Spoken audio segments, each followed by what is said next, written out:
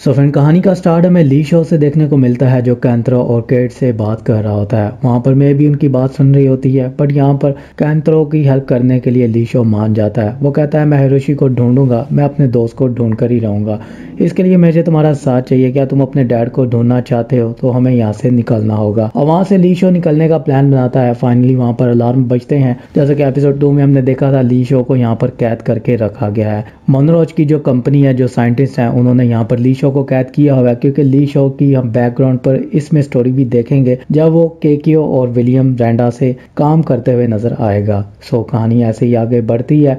ली show वहाँ से भागने की कोशिश करता है और गाड़ी चलाता है, जिस पर अब उसकी एक दमदार ड्राइव हमें देखने को मिलती है। वहाँ से ली शो कैंथरो, मे और केट के साथ भाग जाता है। फाइनली अब उनका सफर आगे बढ़ता है। सीन यहाँ से शिफ्ट होता है। कहानी हमें 1954 में फिलीपीन में ही देखने को मिलती है। यहाँ पर अब ली शो को 2 साल हो चुके हैं केकियो और विलियम ब्रेंडा से काम करते हुए। इस बीच में उसने बहुत सारी चीज़ों के बारे में देखा है और समझा है। अब यहाँ पर उनको एक जर्नल से डील करनी है। सो फाइनली वहाँ पर जर्नल आता है और जर्नल को वो एक फुटप्रिंट दिखाते हैं, जो कि एक ड्रैगन का होता है। वहाँ पर जनरल उस फुटप्रिंट को देखकर बहुत ही ज़्यादा हैरान होता है। जनरल को वो अपनी सारी कहानी बताते हैं। जनरल उनसे एक फोटोग्राफ मांगता है, जिस पर वहाँ उसे ली कहता है कि आपको फोटोग्राफी क्यों चाहिए, आपको हम सब कुछ देंगे, आपको हम एक मॉन्स्टर देंगे अगर आप हमारा काम करें तो। वहाँ पर वो 150 यूरेनियम मांगते हैं। मतलब यहाँ पर डॉक्टर केकियो बताती है उनको यूरेनियम अपनी तरफ खींचता है। अगर हमारे पास यूरेनियम होगा तो हम बहुत सारे मॉन्स्टर के ऊपर रिसर्च कर सकते हैं। तो ये सारी बातें जनरल सुन रहा होता है। इस बीच में वो उनके साथ एक डील करता है। वो उन्हें यूरेनियम देने के लिए तैयार हो जाता है और उस बीच में उनसे कहता है कि मुझे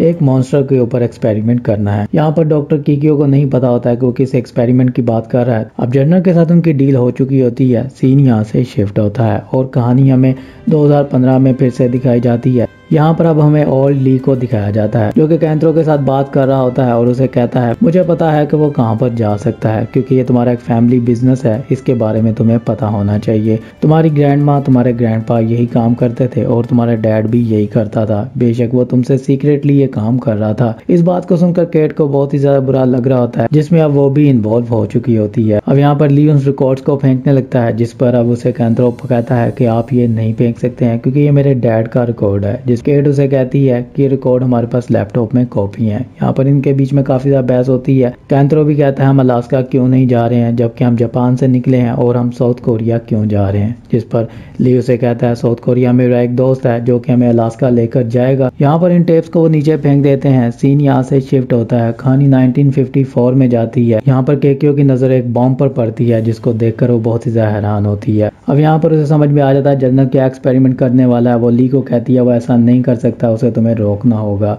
जिस पर ली उसे कहता है मैं उससे जाकर बात करता हूँ। ली जनरल से बात करता है। जनरल से कहता है तुम इसमें इन्वॉल्व नहीं हो सकते हो, तुम जानते हो कि मुझ पर क्या क्या ऑर्डर हो सकते हैं। तुम्हें जो डील चाहिए थी वो तुम्हें मिल जाएगी, मुझे अपना काम करने दो। वहाँ पर ली चुप कर जाता है और आकर खड़ा हो जाता है। केकियो को समझ में आ जाता है कि अब ये कुछ भी नहीं कर सकता है। सीन यहाँ से शिफ्ट होता है और अब हमें एक प्लेन को दिखाया जाता है, जिसमें से एक लेडी निकलती है। एक्चुअली में मोनरोज कंपनी की एक ऑनर है और यहाँ पर अब वो टिम से बात करती है। टिम उसे कहता है कि ली भाग चुका है, जिसके बारे में उसे पहले से ही पता होता है। वहाँ पर वो टिम की पार्टनर से पूछती है। टिम की पार्टनर कहती है मैं जरूर उन्हें ढूंढूंगी और मेरे आदमी इस काम पर लगे हुए हैं। अभी वो इतनी ही बात कर रही होती है तो उसको एक कॉल आती है, जहाँ पर उसे पता चलता है कि ली शो साउथ कोरिया पहुंच चुका है। सीन यहाँ से शिफ्ट होता है और अब हमें साउथ कोरिया को दिखाया जाता है, जहाँ पर ली शो कुछ पुलिस वालों से बात कर रहा होता है, जिस पर पुलिस वाले उसे गिरफ्तार कर लेते हैं, क्योंकि उनके पास पासपोर्ट भी नहीं होते हैं। वो इनलीगल यहाँ पर पहुंचते हैं। अब वहाँ पर ली शो का एक दोस्त होता है जो कि उसे पुलिस के रूप में बचा लेता है। वहाँ से ली शो को वो लेकर निकल जाता है। सीन यहाँ से शिफ्ट होता है। अब हमें फिर से कहानी को 1952 में दिखाया जाता है और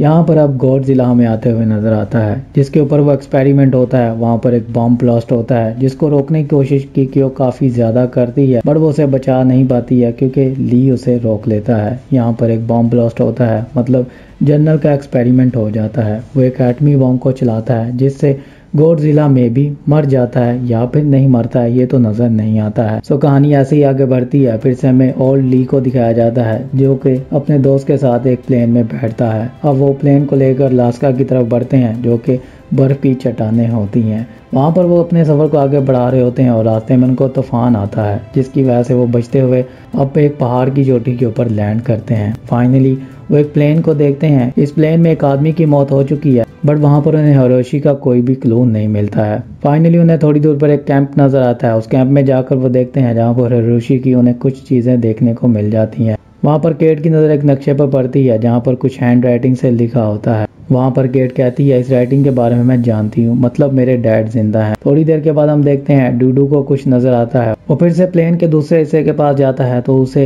नाखूनों के निशान नजर आते हैं। मतलब यहाँ पर भी एक मॉन्स्टर है जिसको देखकर वो काफी ज्यादा डर जाता है और वहाँ से भागने की कोशिश करता है।